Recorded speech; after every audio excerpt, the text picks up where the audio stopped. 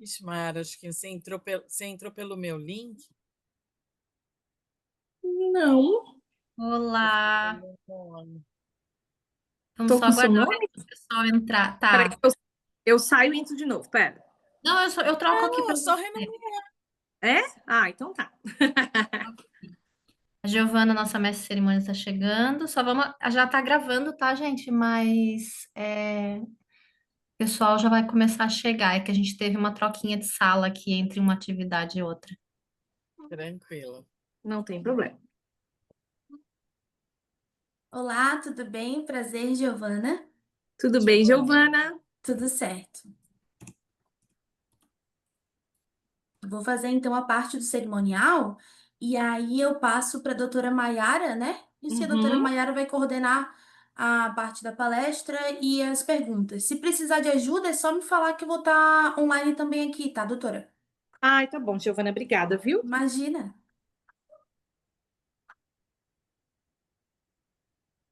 Giovana, tu pode começar. Posso começar? Então Pode. vamos lá. Olá, boa tarde. Vamos dar continuidade às palestras da 13ª edição do SECMASC, Seminário de Métodos Adequados de Solução de Conflitos, promovido pela FECEMA, Federação das Entidades de Conciliação, Mediação e Arbitragem. Esse evento conta com o patrocínio Master da SEMAG, Câmara de Mediação e Arbitragem de Joinville e da Adam Tecnologia.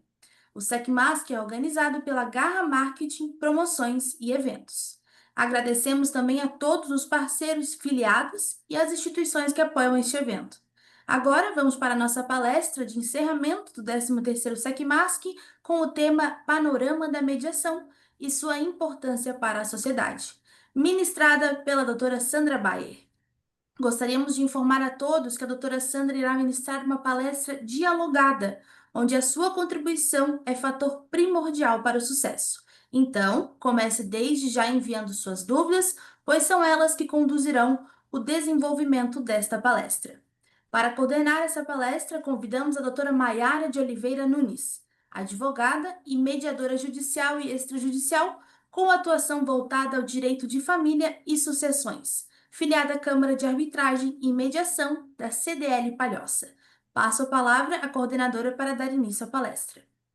Olá, boa tarde a todos. É com muita alegria que hoje eu faço parte desta palestra para falar sobre um tema que transforma relações e abre caminhos mais humanos dentro dos conflitos. Esse tema tem se consolidado cada vez mais no Brasil como um espaço de diálogo verdadeiro e um ambiente no qual pessoas recuperam suas autonomias de vontade, de escolha.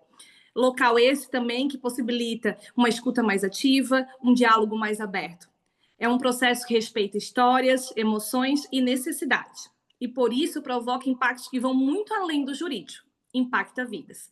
E para ampliar esse olhar sobre esse panorama da mediação, sobre suas tendências e seus desafios, nós temos hoje uma palestrante extremamente especial, que é a doutora Sandra Bayer. Ela que é mediadora, advogada colaborativa, vice-presidente da Comissão de Meios Consensuais de Solução de Conflitos na OAB de São Paulo. Mas antes de passar a palavra a ela, eu só quero reforçar a palavra da Giovana para que vocês que estão conosco hoje possam ir participando ativamente dessa palestra. Vocês podem mandando suas dúvidas, perguntas, eu vou acompanhando ali no chat junto com a Giovana e vou passando essas perguntas para a Sandra Bayer. Sem mais delongas, eu vou chamar então ela para que ela possa trazer um pouco, né, da sua vivência, sua experiência sobre esse tema que é a mediação. Passa a palavra, então, para a Sandra Bayer. Olá, Mayara, boa tarde. Boa tarde, Giovana. Boa tarde a todos. Eu não estou vendo, a gente só se vê nós, né? A gente não vê o pessoal que está assistindo, mas eu espero que todos ainda tenham gás para este último, para essa última parte, né? A gente chega no final desses eventos, a gente já está só o pó. Então fica mais um pouquinho, fica mais um pouquinho. É, quando a gente conversou sobre como é que a gente faria, né? A gente fez uma reuniãozinha antes e eu queria mesmo entender, né?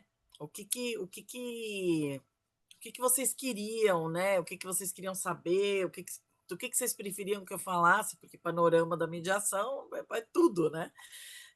E daí surgiu a ideia de, assim, né, pergunte a Sandra Baier tudo o que você quiser saber e que você sempre ficou acanhada de perguntar, alguma coisa assim, sobre a mediação, por favor, porque não tem muita curiosidade sobre a minha vida. E a ideia é que vocês possam realmente checar qual é a dúvida, qual é a dificuldade, qual é a falta de conhecimento de vocês, o que vocês não conhecem, que vocês gostariam de saber, né? Eu enquanto estão esquentando aí as perguntas, né? Eu sou mediadora de conflitos há 25 anos, vai fazer agora no começo do ano, que eu sou mediadora de conflitos e, né, desde 2001, e já passei por quase tudo nessa vida em matéria de mediação. Já fui mediadora judicial, sou mediadora privada, já mediei em câmara, já faço muita mediação ad hoc também. Faço mediação voluntária na comunidade, já fiz mediação escolar. Eu falo que eu não tenho, tem gente que tem uma preferência, né? Ah, mediação, eu só trabalho com empresas, eu só trabalho com famílias, eu trabalho com pessoas. Eu medeio diálogo entre pessoas, né? E mesmo nos conflitos empresariais, o que a gente acaba encontrando são pessoas por trás dos CNPJs, sempre tem muitos CPFs, né? E, na verdade, é ali que está o impasse. Normalmente, não é no CNPJ que está o impasse está no CPF. E então, tanto no ambiente empresarial quanto no ambiente familiar, já passei por quase tudo. Eu sou hoje, né? Eu sou uma mediadora privada que atua em mediação ad hoc, mediação institucional, mas eu trabalho muito com formação de mediadores. Eu leciono na universidade, né, a matéria de MASCs, no curso de Direito, e leciono também no curso de Relações Internacionais, olha que legal, né? Na faculdade que eu dou aula tem curso de Relações Internacionais e eu também tenho uma disciplina lá, mas também dou aula em muitos cursos de capacitação de mediadores, de formação, de pós-graduação na área. Então, acho que quase tudo eu serei capaz de responder, pelo menos do meu ponto de vista, da minha opinião, né? A minha opinião eu acho que eu consigo dar sobre quase tudo. Mas vamos ver, tem aí alguma pergunta já, Maria? Sandra, então já que a gente está começando e a gente, né, eu acredito que tenhamos pessoas de várias áreas aqui conosco, tanto colegas como advogados, mediadores, estudantes. Então, para que a gente possa, de repente, entender de forma geral o que é a mediação, o que diferencia ela de uma conciliação, de uma negociação, o que é o coração assim da mediação, para que as pessoas possam realmente entender hoje sobre o que nós estamos de fato falando, apresentando e o porquê que a gente tem tanto a mediação acaba tendo o nosso coração. Então, na verdade, a mediação ela é uma forma de autocompositiva de solução de conflitos, né? Em que, como a lei traz a definição, né? Um terceiro imparcial sem poder decisório, ele é escolhido ou aceito pelas partes para auxiliá-las a tomar decisões, a construir soluções de ganho mútuo para elas, né?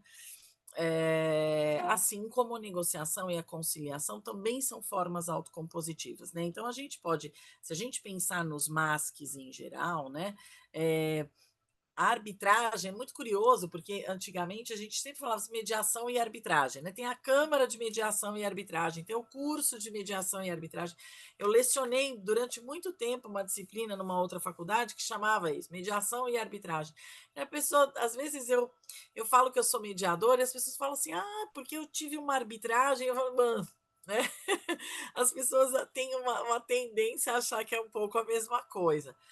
é que nem caso fortuito, força maior, né? Alguma coisa assim, que andam de mãos dadas. O que a mediação tem em comum com a arbitragem é o fato de a gente estar num ambiente extrajudicial, uma forma outra de solução de conflito que não é a decisão judicial, a sentença judicial. Agora, fora isso, a arbitragem ela é mais parecida com o judiciário do que com as outras, né? Porque eu tenho um método heterocompositivo na arbitragem, eu vou ter um terceiro decisor, ele é um terceiro imparcial também, só que ele tem o poder de decidir a causa. Então, eu entrego a ele a minha história, as provas de que dessa minha história, peço para que ele aplique a regra, seja ela o direito ou não, mas peço para que ele decida e ele vai dar uma sentença, que é um título executivo judicial, arbitragem. Mediação não tem nada a ver com isso, né? Então, quando a gente fala isso para leigos, as pessoas falam assim: não tem nada a ver com arbitragem. Não tem nada a ver com arbitragem, né? Porque a mediação ela é autocompositiva, ela está centrada na discussão dos interesses das pessoas para que elas possam, de posse da informação de qual é o interesse delas, porque muitas vezes elas não sabem, elas descobrem na mediação, né? E da informação sobre o que o outro tem de interesse, elas possam criar juntas soluções, né? Eu acho que a grande vantagem, se a gente for comparar o heterocompositivo com o autocompositivo, é que na autocomposição você não entrega a decisão do seu problema para outra pessoa, você mantém o poder decisório sobre, né? Você mantém as rédeas da sua vida na sua mão. E além disso, porque o terceiro, né, seja o árbitro ou o juiz, ele vai decidir baseado num critério, normalmente a lei, né, no direito, enquanto que na mediação, na conciliação, na negociação, as pessoas podem decidir baseadas nos seus interesses, né? Então, não é porque, o que a lei decidiria, não. A gente pode criar estratégias que jamais o legislador pensa para um caso concreto, porque ele pensa na hipótese, né? E a gente tem a situação real. Dentro disso, né, desse panorama, então, olha, eu fiz, né, a diferença de autocomposição, heterocomposição, a diferença de mediação e arbitragem. Na autocomposição, a gente tem esse grupo: mediação, conciliação e negociação. Qual a diferença entre as três, né? A negociação é a mãe de todas, né?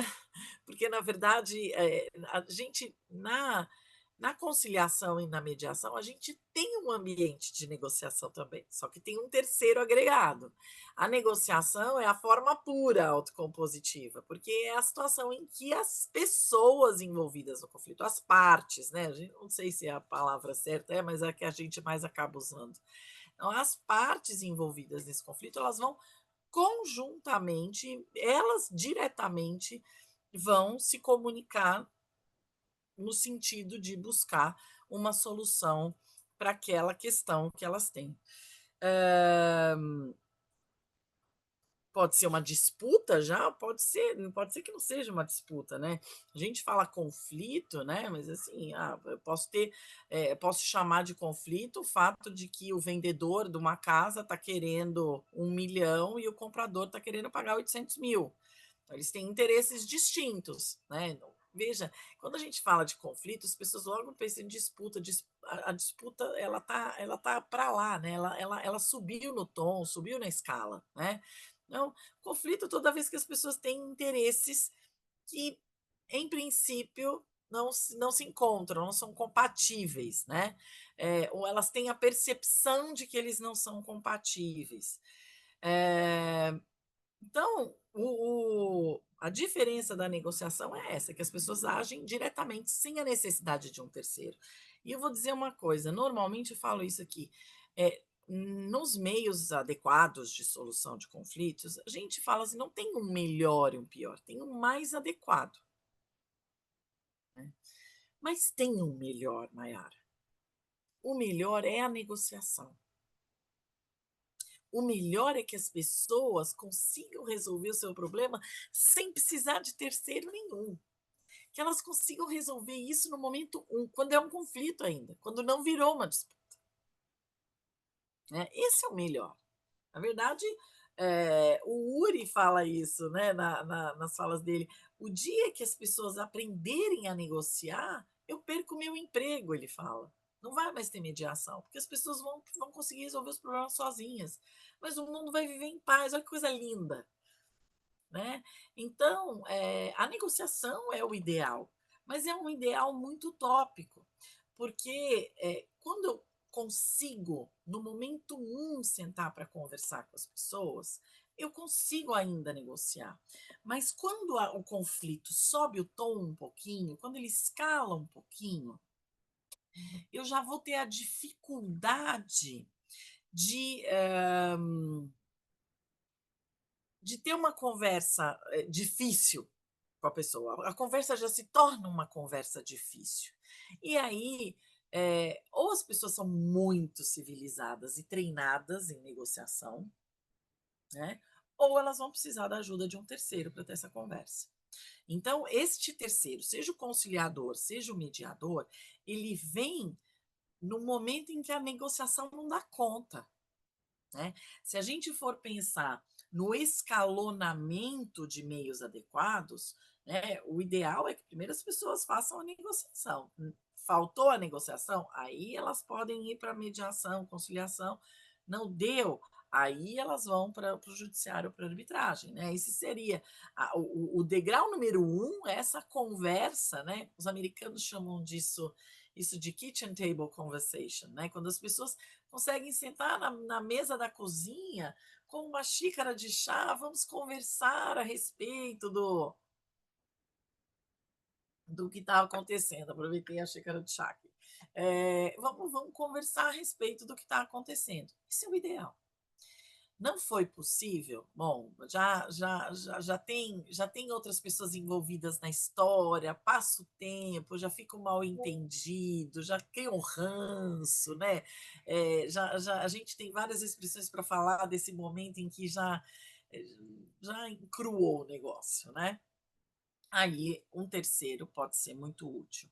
Esse terceiro, ele é muito diferente quando ele é conciliador e quando ele é mediador, mas de fato é a mesma pessoa. Né? Quem é que faz conciliação e quem faz mediação? É o mesmo profissional. Né? Quando você é treinado para fazer mediação, na verdade, você é treinado para fazer mediação e conciliação. A diferença é quais são as suas.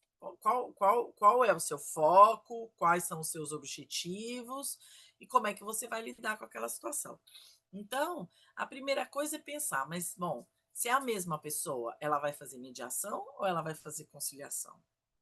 Aí a gente vai olhar para a história dos métodos adequados, né? Então, o princípio da adequação é que vai ter que ser levado em consideração aqui. Qual é o método mais adequado para atender esse caso?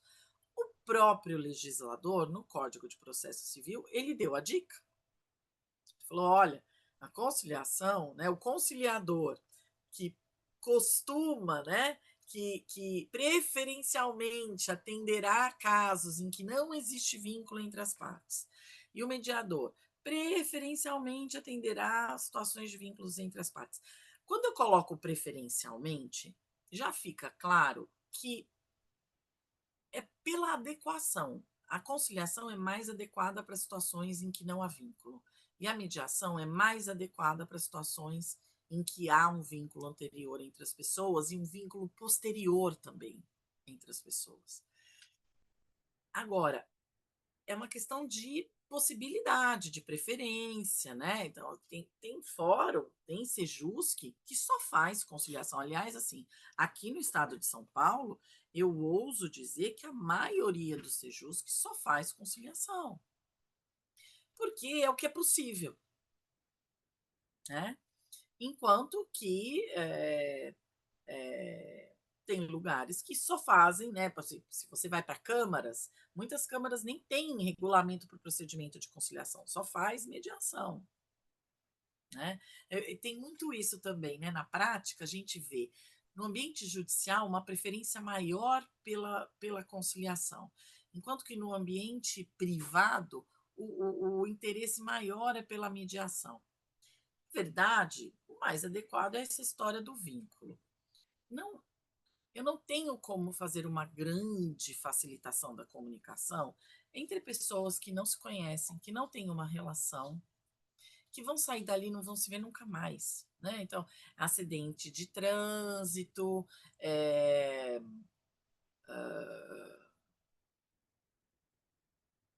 consumidor, né? Eu falo assim, você comprou uma televisão e ela no Magazine Luiza e ela veio com defeito.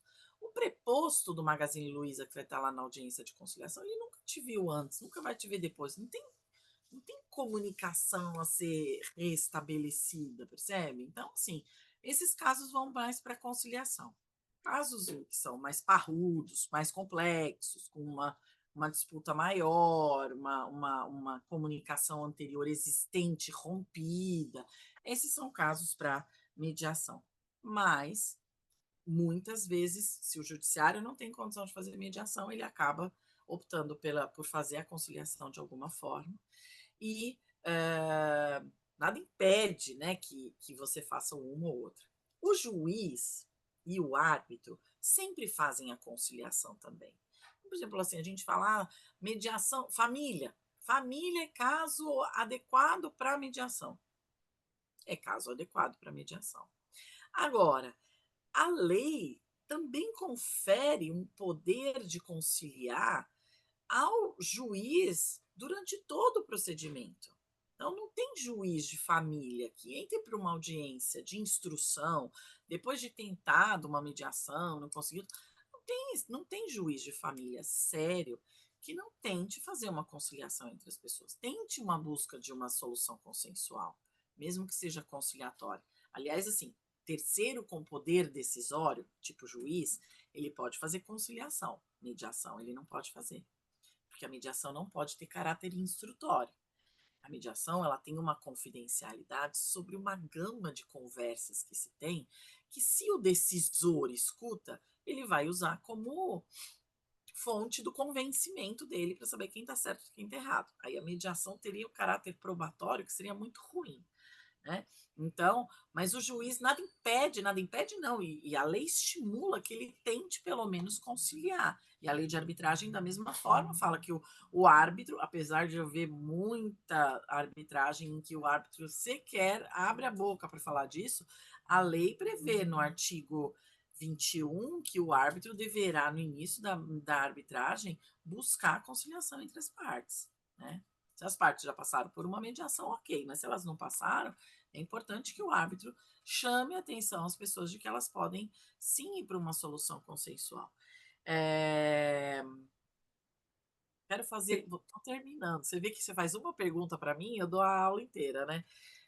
Mas eu queria chamar a atenção, né, de fato qual é a diferença, né, da conciliação e da mediação. Eu gosto sempre da metáfora do conciliador dá o peixe e o mediador ensina a pescar, pesca junto, né? Pesca junto. Porque o conciliador, a lei diz, ele pode fazer propostas, sugerir, dar opinião, enquanto o mediador, ele não opina, ele não sugere, ele não propõe, né? Agora, por que eu queria falar disso, Mayara, antes de a gente passar para as perguntas? Porque essa diferença, ela também a gente tem que tomar cuidado, porque a gente fala as coisas, as pessoas escutam e isso gruda nelas, né? Por que eu estou falando isso? Porque, assim, a conciliação, por que o judiciário gosta de conciliação? Porque a conciliação é mais eficiente, mais rápida. Porque é claro que o mediador, ele tem mais repertório para fazer acordo, ele está mais tranquilo, mais calmo que as partes, então o cérebro dele, o córtex, o pré-frontal, está funcionando melhor do que a das pessoas que estão ali, sempre envolvidas emocionalmente com a história, né? Então ele sempre vai ter ideias. É muito mais fácil. A decisão na conciliação é se ela vai fazer o acordo ou não. Se ela quiser fazer um acordo, o conciliador vai dar um jeito de encontrar uma solução. Percebe? Na mediação, não. Ela pode querer fazer um acordo, mas ela vai ter que construir isso, tem que sair de dentro dela, né? É muito mais difícil mediar do que conciliar. Além de que, nada mais delicioso do que dar pitaco na vida alheia. Não é? Conciliar é uma delícia, porque você dá ideia. Você Fala assim, por que você não faz assim? Nossa, eu já vi tal caso, fazeria assim. Já pensou nisso? Ó, eu sempre falo que o bom conciliador, ele dá mais de uma sugestão. Sabe por quê? Porque quando a gente dá uma sugestão só, a gente acaba decidindo, né? Mas dá 2, 3 decisões e a pessoa que quer fazer um acordo, ela vai olhar para aquelas 2, 3 possibilidades e vai ver o que cabe melhor na vida dela, pega aquilo e pronto, vamos para a próxima, né? Conciliação é eficiente, por isso que quantitativamente para o judiciário ela é muito interessante e ela não é ruim. Também tem isso, né? A conciliação, a mediação é a melhor coisa. Não. Para aqueles casos em que a mediação não é descabida, vai ficar discutindo a relação do quê? De uma compra da televisão? Não, né? Não, menos, né? Vamos ser eficientes e lógicos. Agora, eu tenho questões societárias, eu tenho questões de contratos de longo prazo, eu tenho feito muitas mediações aqui em São Paulo de contratos de 20 anos, né? Contra grandes relacionamentos empresariais. Família, vizinhança, as pessoas se conhecem, as pessoas vão se encontrar depois, o mercado é pequeno, né? Você vira e mexe, vai encontrar com a pessoa. Ou você tem filhos com a pessoa, você vai encontrar com a pessoa. Você precisa restabelecer as coisas de uma outra forma. Então, para esses casos, sim, a mediação é muito melhor. Agora, por que eu falei tem que tomar cuidado? Não é que o mediador não propõe nada. Por que eu estou falando isso? Porque, às vezes, eu sou questionada em curso de formação, mas isso que você está fazendo não é uma proposta? Então, assim, eu proponho sobre o procedimento. O mediador, ele pode propor sobre o procedimento. Cuidado com isso. Ele não pode propor sobre o mérito, sobre a história. Agora, o que vocês acham? Tô achando que a gente já está cansado. Vocês não acham melhor a gente interromper aqui, marcar uma nova sessão? Ou eu gostaria de escutar vocês em separado. Um pode sair para conversar com o outro. Isso, é claro que eu tenho poder de propor, né? Mas eu não tenho o poder de mandar no procedimento. Eu proponho. E se as pessoas toparem, a gente faz, né? As partes, elas decidem junto no procedimento. O procedimento é decidido pelo sistema de mediação. Mediador, partes, advogados ali envolvidos. E isso o mediador, claro que pode se colocar, tá? Então, não é que não propõe nada sobre a causa, né? Não dá sugestões sobre a causa. Agora, eu vou dizer uma coisa, às vezes dá vontade, não dá, Mayara? Essa questão da imparcialidade, eu confesso, Mas porque assim, mesmo sendo imparcial, mas é às vezes você porque vê que somos as seres pessoas, humanos e você vê que as pessoas não vão, assim, tá tão óbvio, tá tão e fácil fazer o acordo e as é, pessoas não, às vezes dá vontade de dar um empurrãozinho. Vou contar uma coisa para vocês. Quando a gente dá esse empurrãozinho, não funciona. Isso é uma coisa muito curiosa. Dar o empurrãozinho não é uma coisa boa. Desculpa, desliguei o telefone aqui. A gente às vezes tem muita vontade, né?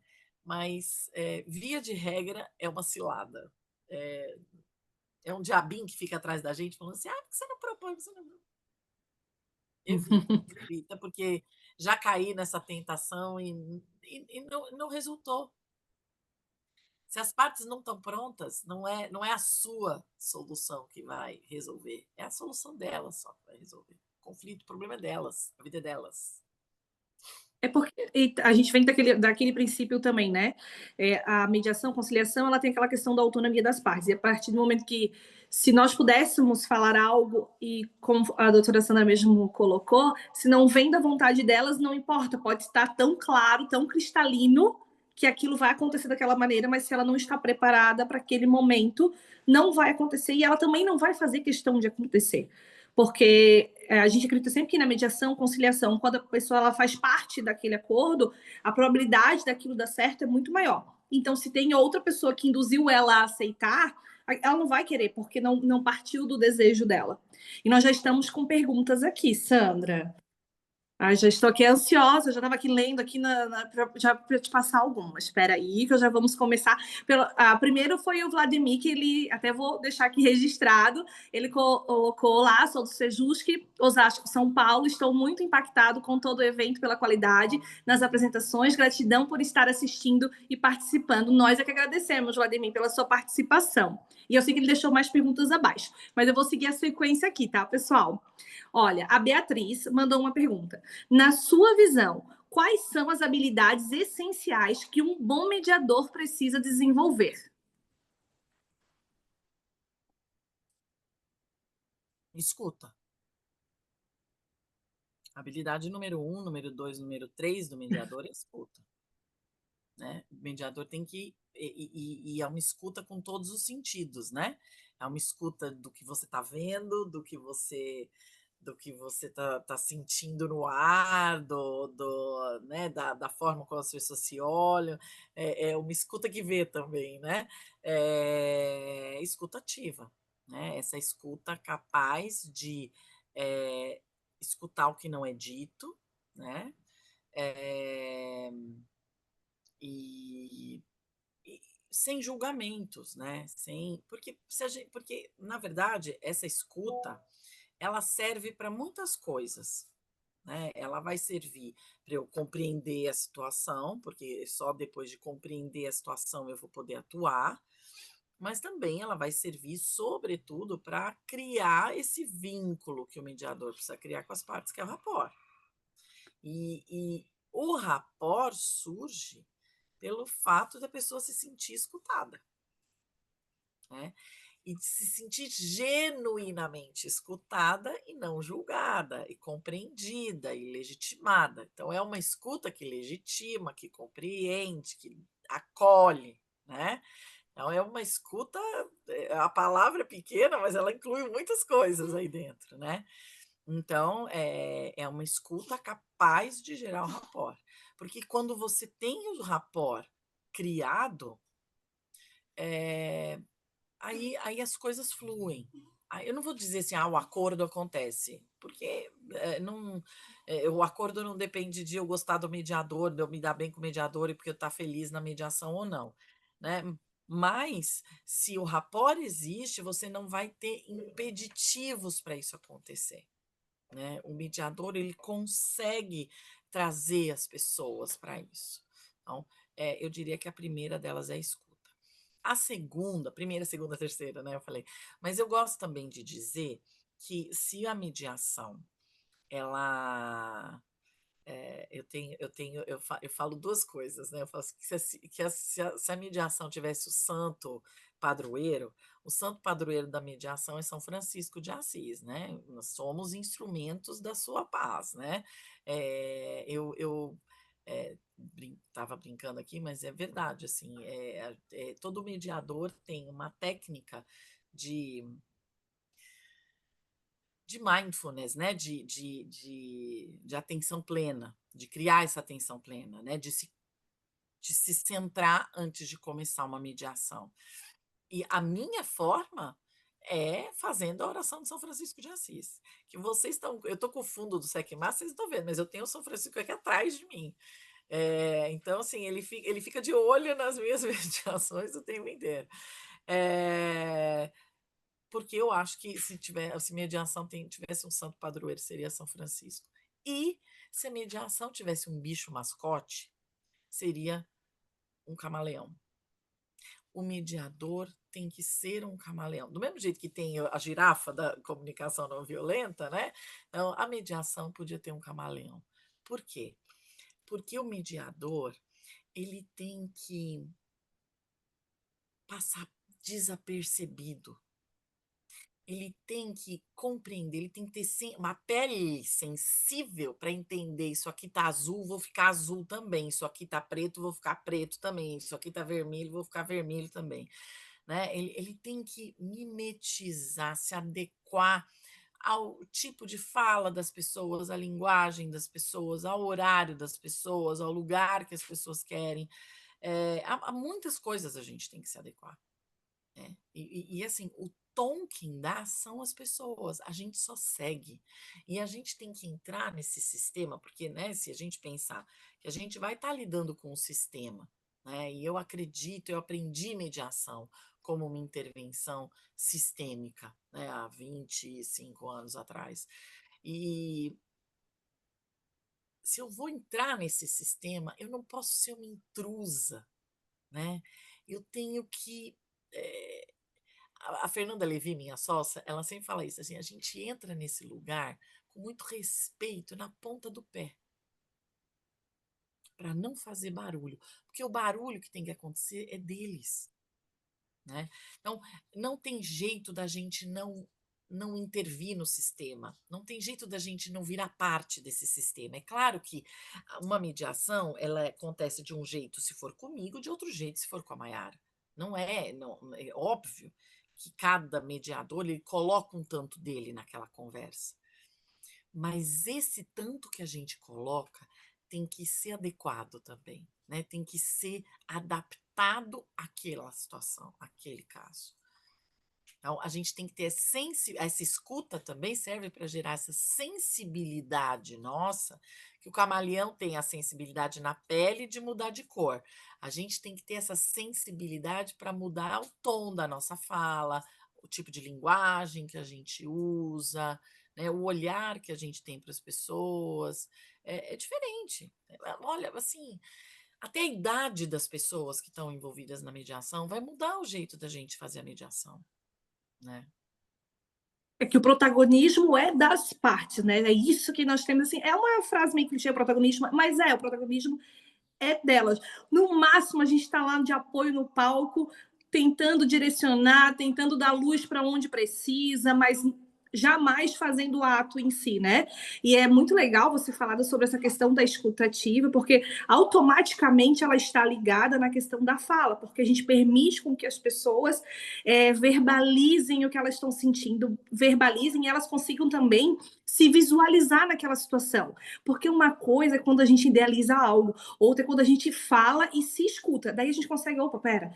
E outra coisa que eu sempre gosto de falar, que eu já escutei de muitos, é de, mas vale um mau acordo do que nenhum.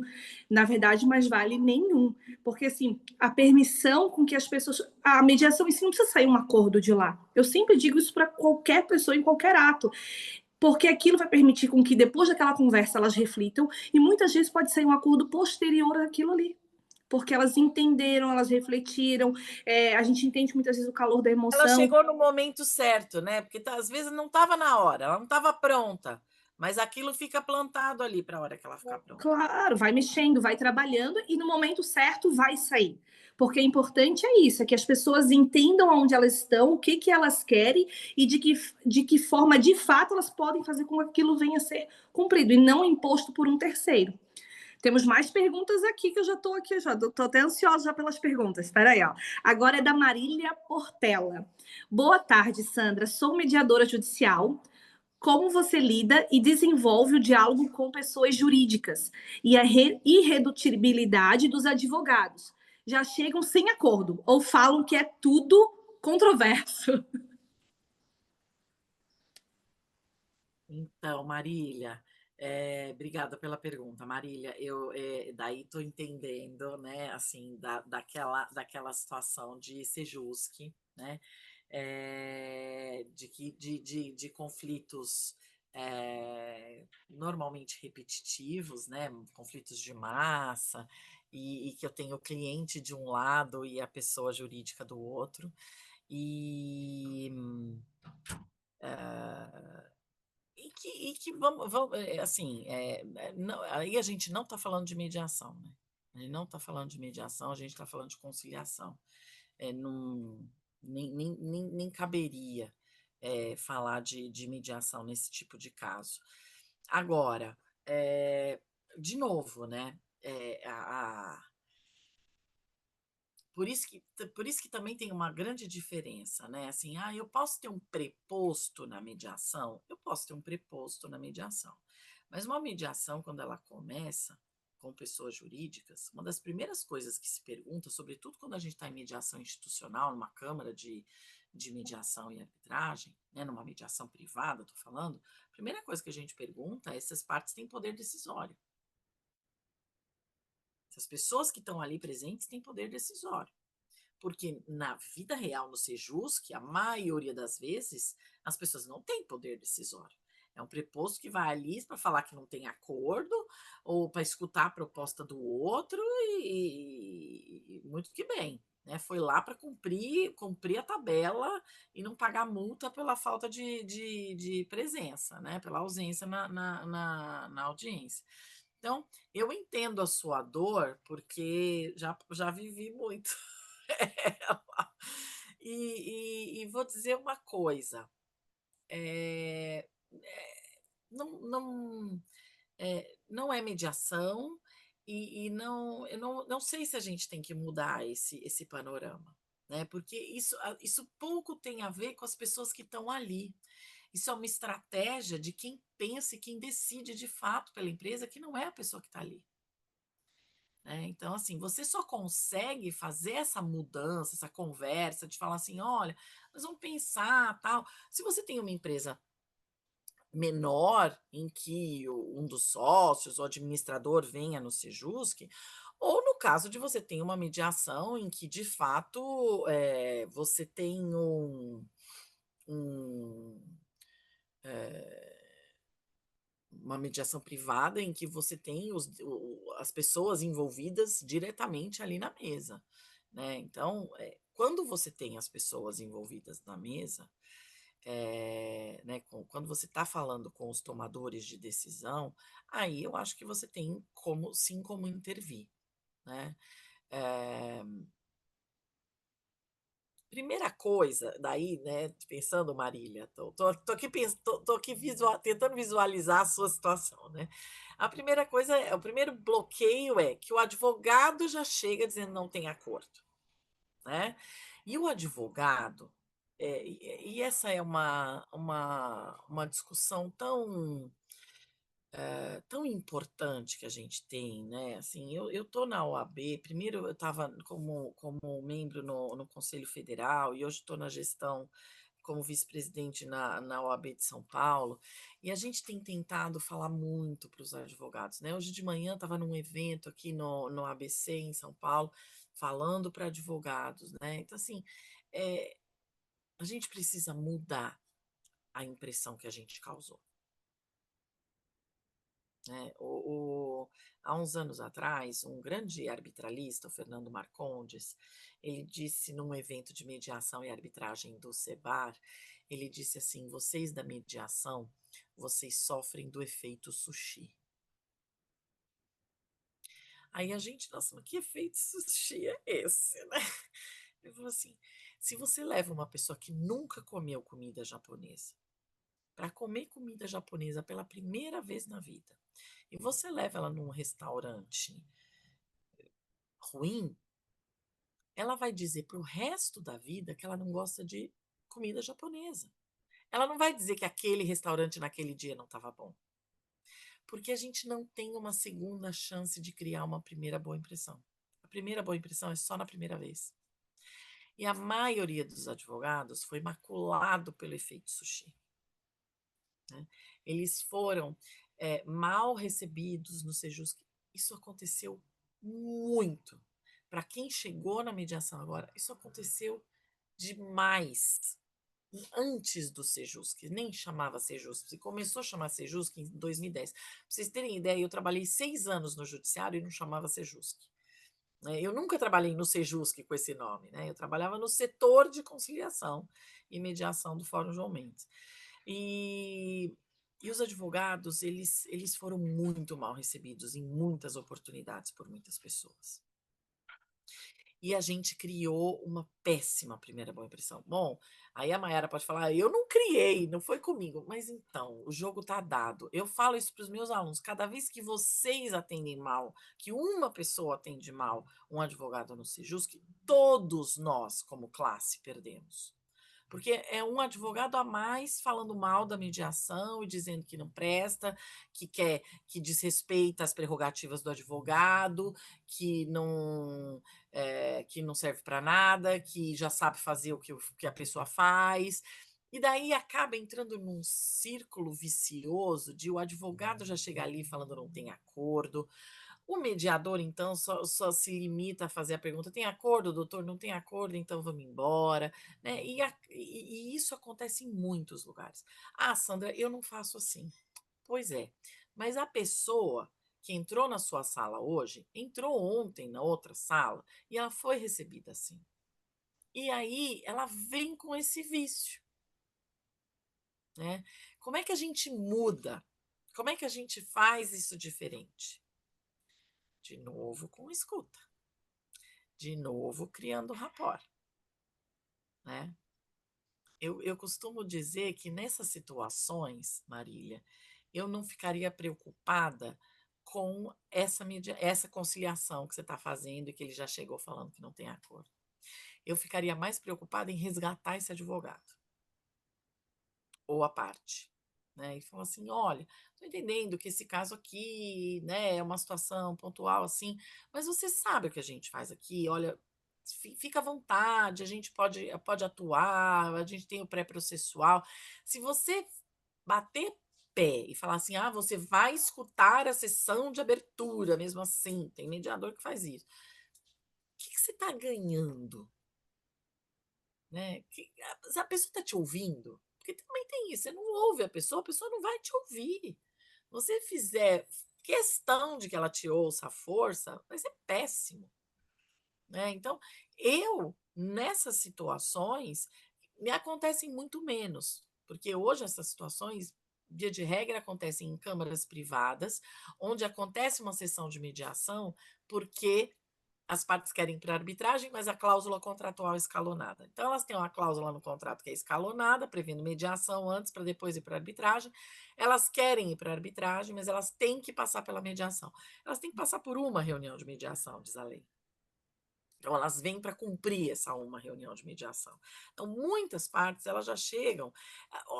Para dizer a verdade, a secretaria da Câmara normalmente avisa: ó, essa mediação é só para cumprir a cláusula. Então, quando eu fico sabendo disso, Marília, eu já falo assim: bom, então é alguém que está chegando lá só para dizer que não tem acordo. É exatamente essa situação. É claro que num ambiente de Câmara tem uma gentileza diferente, tem uma etiqueta, né, diferente, mas eu não perco a oportunidade de conversar com a pessoa. Eu não perco a oportunidade. Eu tô ali nessa hora. Mas para conquistar o advogado que já decidiu que não tem acordo, e se ele já decidiu que não tem acordo, já decidiu, está decidido. Né? Eu tento mais conquistar ele para outras possibilidades, para outras oportunidades, para perceber que isso, de fato, esse lugar pode hoje não ser importante, mas que ele dê a oportunidade desse lugar ser efetivo em outras situações. Né?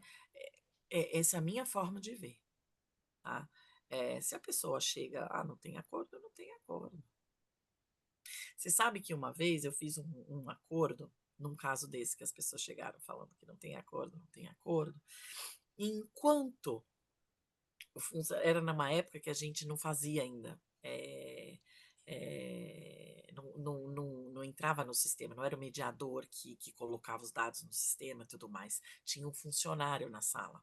Né, no setor de conciliação, tinha um funcionário na sala. E deu um problema lá, eu tinha que trocar o toner da impressora, não sei o quê. Enquanto o cara foi atrás de um toner para trocar na impressora, para poder imprimir o arquivo, a ata da audiência, poder assinar, não sei o quê, a gente ficou conversando. Eu fiz o quê? Criei um rapport. Eu falei assim: bom, pelo menos ele vai sair daqui sabendo que é mediação, sabendo que pode ser bom, etc e tal. Começamos a conversar, esse toner demorou. Né? O fato é que quando o funcionário voltou, eu falei assim: não, pode tirar essa ata, vamos fazer outra, porque temos um acordo. Então, de fato, se as pessoas dão a oportunidade da gente falar, e a gente tem que aproveitar isso, né? É um espacinho para falar alguma coisa, Por isso que é importante o sorriso, o acolhimento, o jeito de falar, porque senão a gente entra nesse círculo vicioso que é uma realidade em muitos sejusques, infelizmente. E assim, não é culpa de um conciliador ou daquele conciliador ou mediador. Foi o que aconteceu. É a minha opinião, hein? Não, mas tá certíssimo. Sandra, a gente vem na questão do judiciário algo muito cultural, né? Dessa questão, tem acordo? Ah, não tem acordo. As audiências eram marcadas em 15 minutos. E, gente, uma conciliação, mediação em 15 minutos, isso não é viável, isso não é possível. E se por muito tempo os advogados, né, ainda... Eu acho que isso já mudou muito, mas ainda tem pessoas que a mediação e a conciliação era algo competitivo a eles, como se eles fossem descartáveis, e eles não são. Eles têm esse rapport que você cria tanto com a parte, você também tem que criar com o advogado, porque ele está te entregando o cliente dele, ele está entregando uma pessoa que até então confia cegamente nele. Então, se a gente diz que as partes são os protagonistas, o advogado ele é o roteirista. Então, a gente tem que cuidar, porque ele vai mudar a história. Porque ele pode dar liberdade para o seu cliente para que ele tome essa decisão ou não, porque o cliente confia também cegamente nele, né? E tá tudo bem. Mas é isso. Gente, eu vou acelerar. Vocês me deram gente, tem mais perguntas, tá quase terminando. Vamos lá, então. Peraí. A Sandra não consegue nem responder uma pergunta em 15 minutos. Imagina fazer uma audiência em 15 minutos. Vamos lá. Do Vladimir. Vejo que todo o trabalho com os métodos adequados de solução de conflito em Santa Catarina está muito mais avançado em relação a São Paulo, pois sou do Sejusc de Osasco e em vias de aposentadoria do TJ. Pergunto, com tamanha experiência, quais perspectiva, ao seu ver, o Poder Judiciário nesse convívio com os meios adequados tão vivido, quais caminhos ou tradicional na formulação da sentença, ou termos em justiça mais híbrida e próxima aos anseios da solução de conflito? Eu não sei se eu entendi muito bem a pergunta dele, mas eu acho que com a sua Mas experiência... primeira coisa que eu queria esclarecer, como é que é o nome dele? É o Vladimir. Vladimir, eu também sou de São Paulo, tá? Eu não sou de Santa Catarina, mas eu concordo, Santa Catarina está anos-luz na nossa o sul, né? Se a gente pensar que a onda da mediação ela veio da Argentina para nós, né? Pelo menos o know-how veio da Argentina para nós, ela entrou pelo sul, né? O sul, a gente fala isso tanto do Rio Grande do Sul quanto de Santa Catarina. Isso é verdade, mas eu sou de São Paulo, só para você saber. Agora, eu não entendi a pergunta dele. Eu acredito que o Vladimir quis trazer um pouco da tua experiência e perspectiva em relação ao Poder Judiciário com esses métodos, com a tua vivência. Porque, assim, eu acho que mais ou menos eu entendi. A gente acaba partindo muito do Judiciário de sentenças muito padrões, né? E realmente principalmente quando envolve família, e a gente sabe que cada família ela é única, ela tem uma experiência, ela tem uma vivência e rotinas de vida. E aí eu acredito uma justiça mais híbrida. Eu acho que ele quer dizer uma justiça mais participativa. Próximo, não somente assim, impondo, é isso aqui. Talvez abrir mais esse leque, dando possibilidade de escolha ao final das partes. Eu acredito que tenha sido esta a pergunta do Vladimir, mas uma coisa ele me manda ali que eu olhe novamente. Eu tenho uma posição que às vezes as pessoas falam, mas você é mediador? Eu sou. Mas eu sou uma professora de direito também, né? Então eu gosto de colocar as coisas nos seus devidos lugares, né? Eu acho o seguinte: o judiciário, né, a justiça multiportas, ela é importantíssima. Agora, a pessoa que entra com uma ação na justiça, ela fez uso de um direito subjetivo dela, de um direito fundamental dela, previsto no artigo 5º da Constituição, de que o judiciário é inafastável e que ela tem direito, haja o que houver, a levar uma lesão ou ameaça de direito ao conhecimento para apreciação do judiciário. E ela tem direito à tutela.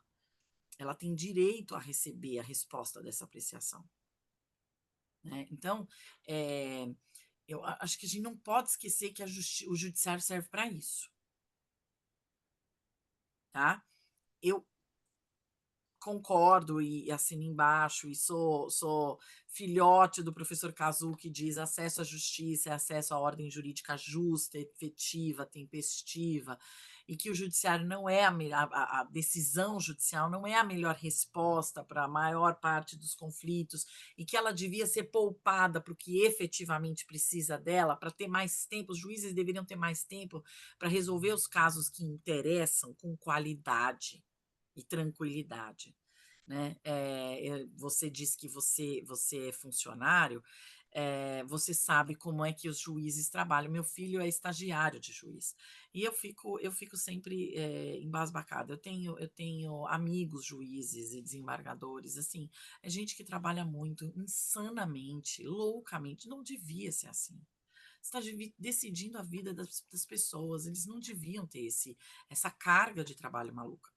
Eles têm, porque eles acabam tendo que resolver coisas que não precisariam. Tá ali, né? Então, quando a gente fala de justiça multiportas, é importante dizer que a justiça multiportas não é exatamente o fórum, é um sistema de justiça, né, que tem que ter outros caminhos de entrada para buscar soluções, né? Então, eu acho que o judiciário, o Sejusc, sobretudo, que é o local dentro do judiciário, que, na verdade, eu vou dizer uma coisa, eu sonho com o dia em que o processo tenha que entrar pelo Sejusc. Eu acho que a forma que a gente pode chegar a ter a solução é a distribuição começar pelo Sejusc. O pré-processual ser uma fase obrigatória. Ah, mas eu não tenho direito a entrar com o processo. Sim, você tem direito a entrar com o processo. A porta de entrada é essa. Não começa na petição inicial, começa na tentativa inicial de consenso, né? Eu acho que o 334 devia vir para antes da petição inicial, muito sinceramente. Né? Quer dizer, ou a pessoa tem que estar no Sejusc, começa no Sejusc, tem que estar lá primeiro, para depois ir para um juiz. Mas não tem nem tutelas de urgência, tem situações excepcionais, mas o arroz com feijão, que é o que lota os fóruns hoje, devia passar por esse caminho. Agora, o que o judiciário pode fazer com esses processos é ou conseguir a conciliação ou julgar, né? Hoje eu vejo muitos bons projetos de mediação nos fóruns, mas eu sinceramente não sei se eles deviam estar no fórum. Às vezes eles acontecem inclusive na sala do juiz. O ambiente da mediação, ele também é uma ferramenta. Se vocês pegarem o livro Caixa de Ferramentas da Mediação, da Tânia Almeida, o primeiro e o segundo, o ambiente da mediação, ele atua como ferramenta. Como é que eu vou fazer as pessoas conversarem sobre uma coisa na sala do juiz, sentado na cadeira do juiz? Às vezes com o juiz na sala do lado. Eu não acho que a mediação judicial é o ideal. Tô aqui, e isso não significa que eu não acredite na mediação durante o processo, mas eu não acho que ela tem que acontecer no fórum, sabe? E acho que, de preferência, ela deveria ser privada. Essa é a minha opinião. É porque daí, depois que o processo já está instaurado, aí começam as farpas, começam essas questões um pouco mais agressivas, né? Mas é possível durante o processo. Sim, Porque sim. também chega um momento, viu, Maera, em que as pessoas se cansam. Já tive muito processo desse. E daí, essa é uma janela de oportunidade. Às vezes as pessoas se cansam, às vezes uma urgência patrimonial faz com que elas tenham que decidir, resolver, né? E a gente tem que estar atento para essas janelas de oportunidade. Sandra, nós temos ainda mais, nosso tempo está acabando, e nós temos ainda mais 7 perguntas. Então, eu sei que você tem um Vamos know-how fazer, muito então, grande, conhecimento. aquelas perguntas fechadas. Faça para mim Isso, perguntas tipo assim, fechadas. bem rápido. Assim, agora, vamos lá. Existe uma pessoa perguntando se existe algum perfil pessoal que é mais voltado para profissional do mediador. Por exemplo, eu acredito que talvez, não sei se é bem perfil ou profissão que a pessoa tenha, né? Ou essa aptidão para ser, pode ser desenvolvida por qualquer pessoa. Pode ser desenvolvida por qualquer pessoa. E eu acho que ela é interdisciplinar, você precisa de vários conteúdos de diferentes disciplinas. Eu venho do direito, eu estudei muita psicologia. Muita. Posso passar para a próxima? Pode. Aí nós temos outra pergunta. Deixa eu te falar uma coisa. Com mediação interdisciplinar também é uma coisa muito legal para casos complexos. Ter mais de um mediador, cada um de uma profissão. Isso também, nossa, é um ganho. Eu acho bem legal isso. Ó, Beatriz, da Garra Event, já coloca a anotação aí que a nossa palestra tem que ter no mínimo 2 horas. Vamos para a próxima. Os temperamentos das partes, melancólico, colérico, sanguíneo, fleumático, são observados na mediação? Essa leitura de personalidade das pessoas é considerado importante? Depende do mediador. Na verdade, vocês já devem, quem estuda um pouquinho de mediação, escuta falar de escolas de mediação. Eu não gosto de chamar de escolas de mediação, porque eu não acredito que 2 pessoas consigam fazer a mediação do mesmo jeito, só porque estudou a mesma coisa. Então, eu fiz um curso da escola transformativa, isso não significa que eu sei mediar igual o Joseph Folger. Não sei. Né? E acredito que ninguém saiba, porque mais do que uma escola, é um estilo de mediação, é um exemplo. E o professor que funda uma escola, ele conta como ele faz. Né?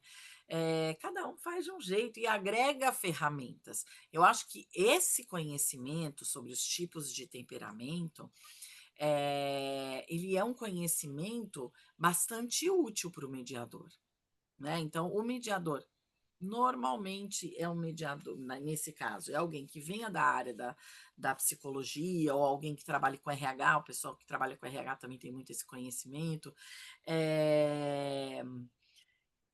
Se você tem esse conhecimento, você agrega esse conhecimento. Tá? É igual a toda área, né? Até se você, como advogado, se você não está buscando se aperfeiçoar, buscando estudar mais, buscando técnicas que te ajudem na sua prática do dia a dia, né? A gente sai na frente quem busca por mais conhecimento. Então, assim, é importante, eu acho que de todas as áreas, e da mesma forma de que conhecimentos diversos, como a Sandra mesmo falou, né? Tem mediadores especialistas em áreas diferentes. Então, isso é muito importante. Vou passar para a próxima, Sandra. Vamos lá. Doutora Valéria Caroline. Boa tarde, doutora Sandra. Em conflitos familiares, onde um dos genitores, normalmente a mãe, busca apenas o sustento material e o outro, o pai, se limita a pagar a pensão, negligenciando o vínculo afetivo com o filho, qual abordagem a senhora considera mais eficaz para priorizar o interesse da criança, que normalmente passam pela conciliação apenas com uma pensão arbitrada, a mediação para construir acordos práticos ou a justiça restaurativa para resgatar a relação e a responsabilidade parental?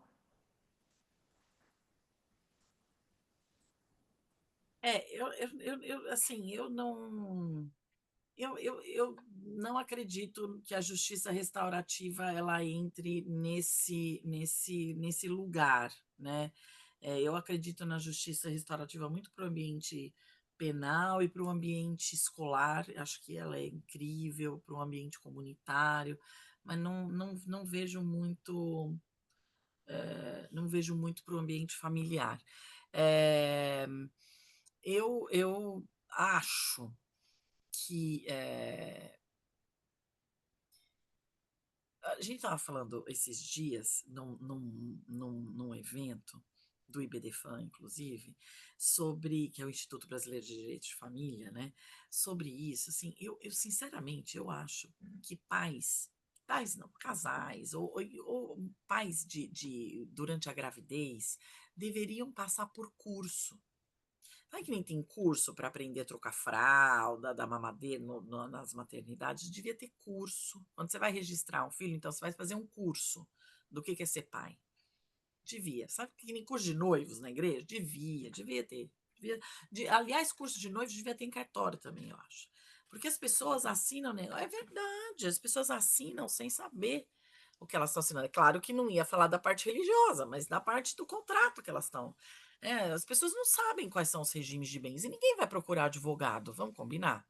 Para se casar? Quantas pessoas procuram advogado para casar? Gente rica só, não é? Mas eu acho que as pessoas deviam receber essa instrução. Né? No momento da separação, eu sinceramente acho que oficina de parentalidade devia ser obrigatório em todos os casos. Ah, mas não tem conflito. Mesmo assim, vai. O que a bunda não prejudica, já diziam os romanos, né? Vai. Vai se divorciar? Tem uma disputa de alimentos, tem uma disputa de visita, porque às vezes não é divórcio, porque os pais nem são casados. Tem filho e está questionando alguma coisa na justiça? Primeira coisa, oficina de parentalidade. Porque a oficina tem esse caráter instrutório, né, instrutivo, vamos dizer, educativo, de para que serve a figura do pai, para que serve a da mãe, qual a importância dos dois, o que essas questões de abandono, de alienação e etc. causam nos filhos. Então, eu acredito sinceramente que todos os casos judiciais de família com filhos deveriam obrigatoriamente passar por oficina de parentalidade. Devia ser obrigatório, primeira coisa. Segunda coisa, passou por isso, tem um conflito, não consegue resolver, mediação. Agora, casos mais complexos, casos mais tóxicos, vamos dizer assim, estão usando essa palavra agora, né? Conflitos mais tóxicos, né? E que impactam na família, o juiz tem que nomear um coordenador parental. Essa é uma nova profissão que está surgindo por aí. Já escutaram falar de coordenação parental? O coordenador parental pode ou não ter a ver com a história de plano de parentalidade, tá? O coordenador parental é um profissional que pode ser um mediador, inclusive. É bom que seja treinado em mediação, porque ele vai fazer uma sequência, ele vai permanecer ao lado dessa família durante um tempo na execução do acordo. Tá? Então, o juiz, quando ele vê que as famílias. Mesmo ele dá uma sentença, nem fazem acordo, ele dá uma sentença e as pessoas não conseguem cumprir. As pessoas fazem acordo, elas não conseguem cumprir. Ele coloca é que nem um dispute board para o pessoal de arbitragem, né? Que nem um dispute board que vai acompanhar o cumprimento desse negócio, né? Então, vão ter reuniões periódicas para ver quais são as questões que vêm dando problemas, etc. Hoje tem até aplicativos que fazem isso já, né? Tem aplicativos que cuidam do relacionamento entre pais separados. Em relação aos filhos, veja, não da relação deles. Vou passar para a próxima, então, Sandra. Obrigada para a gente conseguir responder todas aqui, tá? Ainda da doutora Valéria, que passos iniciais você sugeriria para lidar com a resistência de um genitor que não vê valor no vínculo afetivo? Então, Acho que ficaria na resposta anterior, né? mas eu acho que na mediação, especificamente, né, em mediação, né, quando o mediador trabalha com isso, quando você percebe isso, eu começo, para dizer uma coisa, eu começo mediação familiar sempre em caucus. Eu nunca coloco as pessoas juntas na sala. Você vê que isso é uma coisa que no judiciário nem dá para fazer, né? Mas eu acredito que a mediação ganha muito quando quando o mediador escutou uma pessoa primeiro e depois escutou a outra pessoa antes de colocar todo mundo junto. Primeiro, porque em família você não sabe se tem risco de violência, você não sabe um monte de coisa. Segundo, que essa é uma estratégia que eu aprendi com a Sarah Cobb. Sarah Cobb, da Escola Circular Narrativa, Sarah Cobb fala isso. Assim, a gente precisa escutar a narrativa de um para entender qual é a história dominante dela, escutar a história do outro para entender a história dominante dele.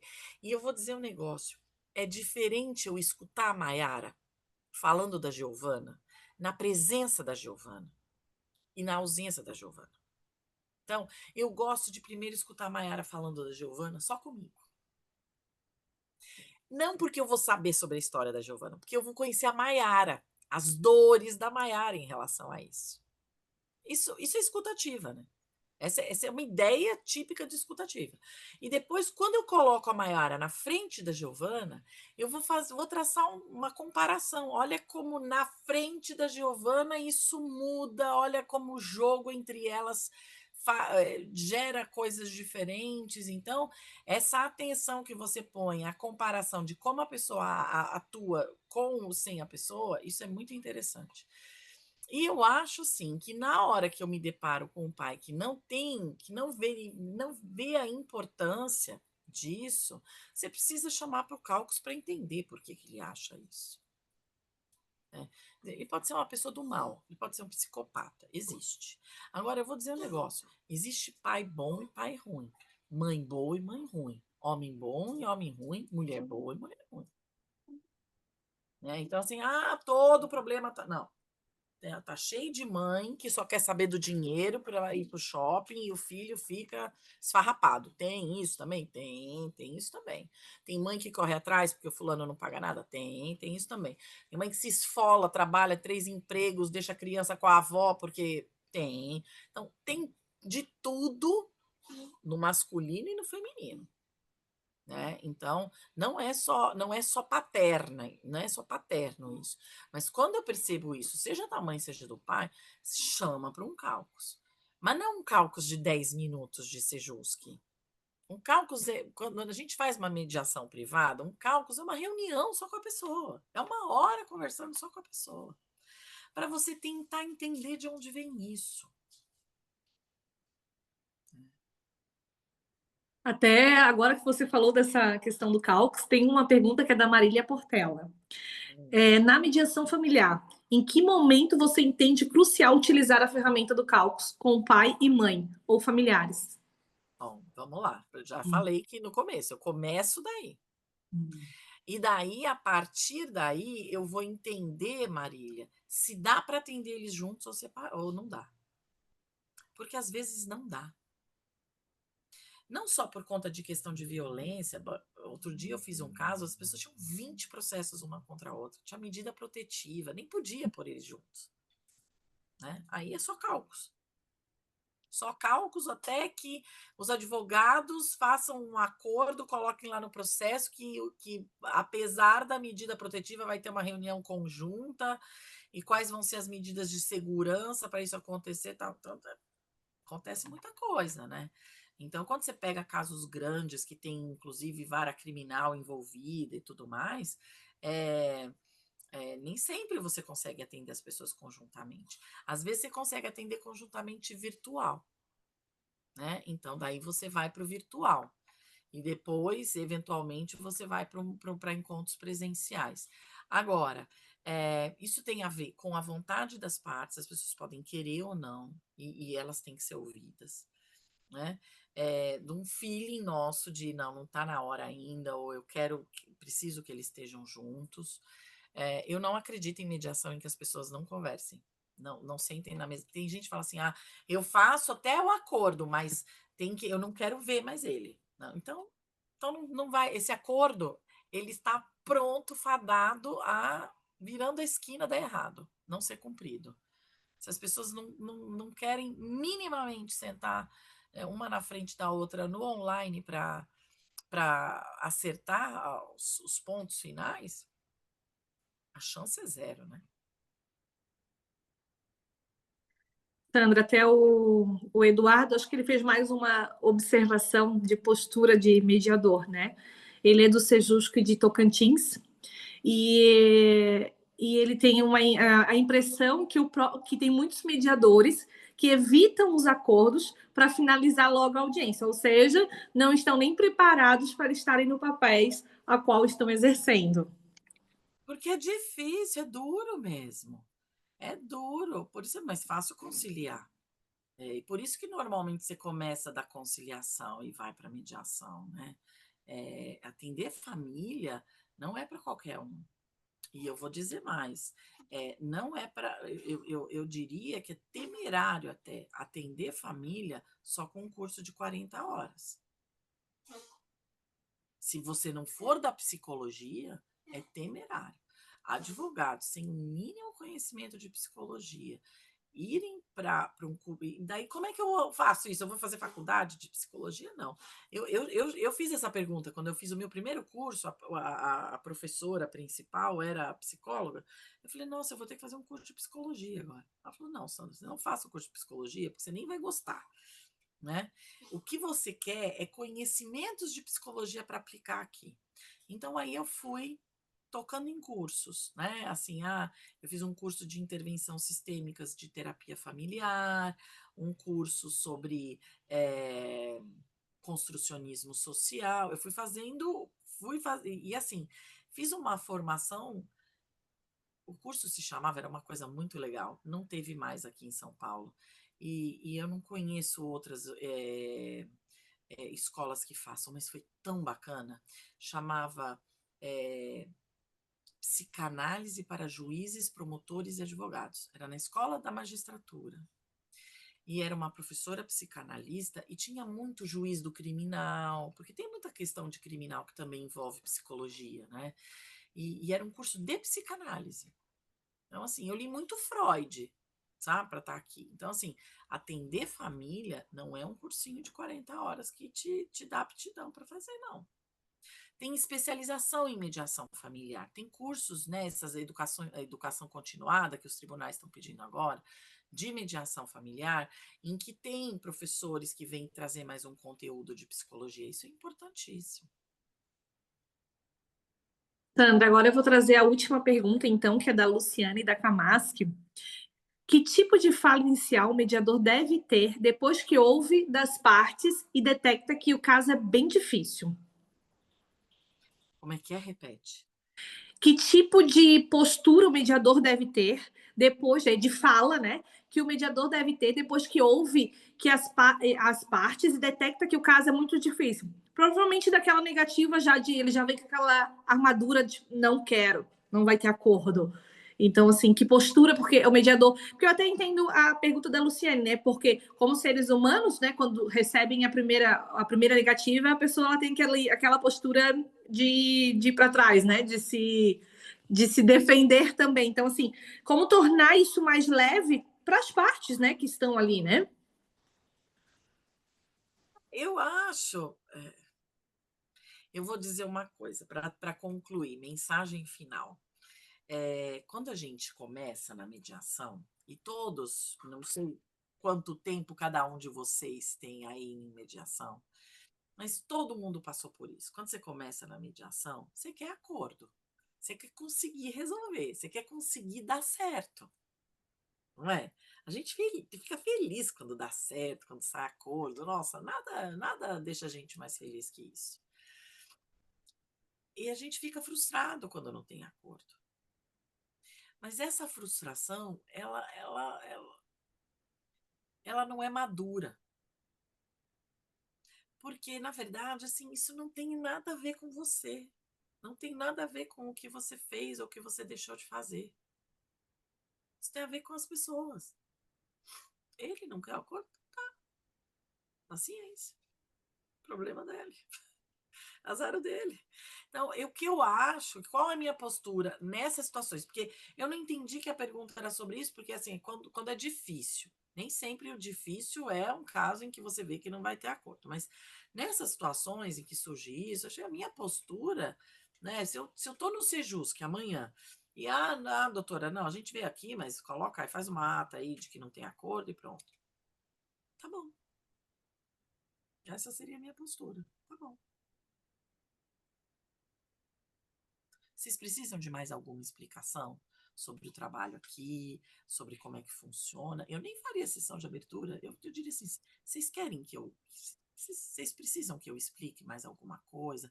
Porque de repente dessa vez você não quis usar, mas de uma próxima vez pode ser interessante para você.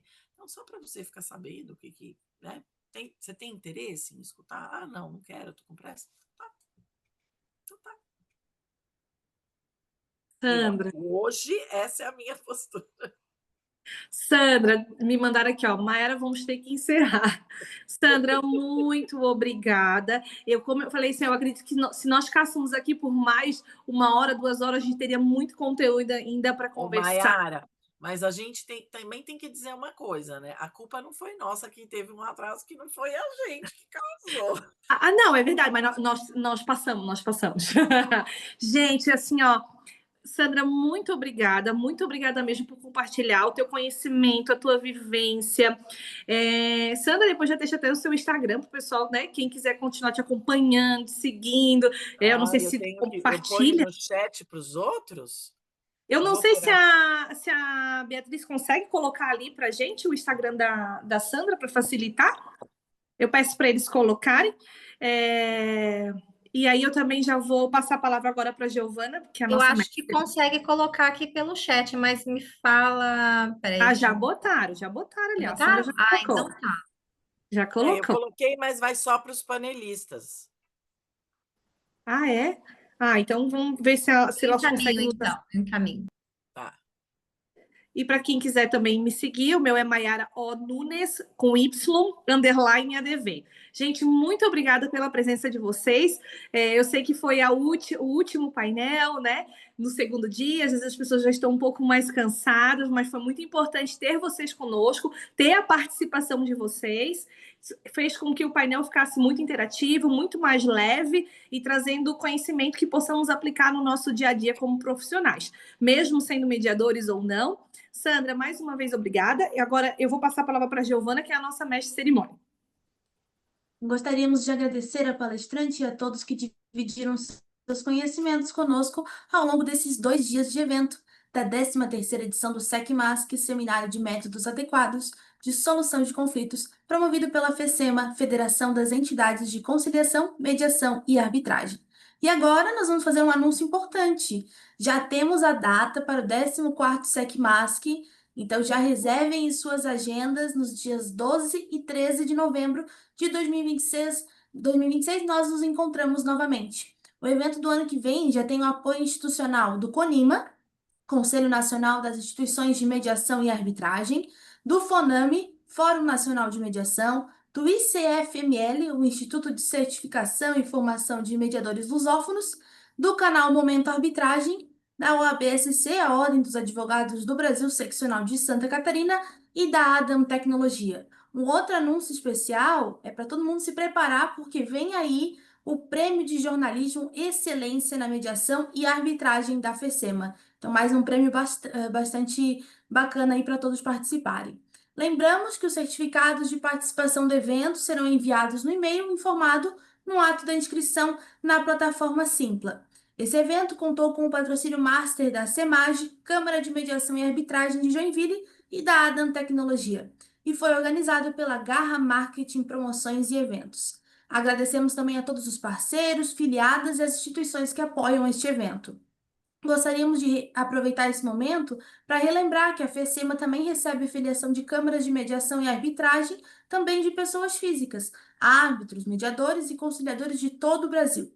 Além disso, se você possui uma empresa e deseja apoiar os MASCs e fazer parte da FECEMA, pode associá-la. Para saber mais, basta acessar o fecema.org.br. A FECEMA também produz diversos conteúdos relacionados aos MASCs, como a Revista Catarinense de Soluções de Conflitos, e todos os materiais podem ser baixados de forma gratuita também no site da FECEMA, fecema.org.br. Obrigada a todos e a todas pela atenção e uma ótima noite. Até o ano que vem!